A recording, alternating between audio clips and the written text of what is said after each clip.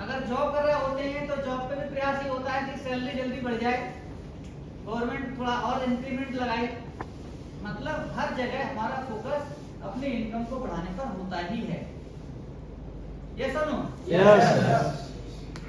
मगर ऐसा हो नहीं पाता है सबके साथ। जॉब में तो आप कह सकते हो कि अपने हाथ में कुछ नहीं है, जो कुछ है वो गवर्नमेंट या फिर हम जो भी हमारे एम्प्लॉय है वही करेंगे। कोई भी तय करेंगे कि हमारी कितनी बढ़नी है, वो बढ़ाना सैलरी हमारे हाथ में खुद के नहीं होता है।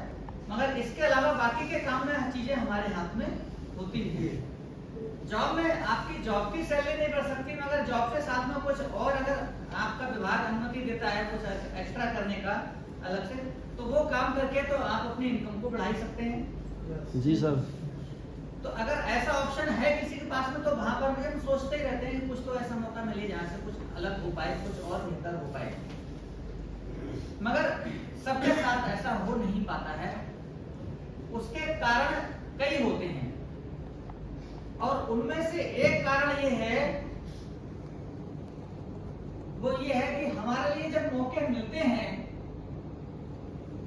जहां से हम अपनी इनकम को बढ़ा सकते हैं, अपने पारिवारिक स्थिति को अच्छा कर सकते हैं, अपने सपनों को पूरा कर सकते हैं, जब हमें ऐसे मौके मिलते हैं तो उन मौकों को हम ध्यान से समझते नहीं है, सुनते नहीं है।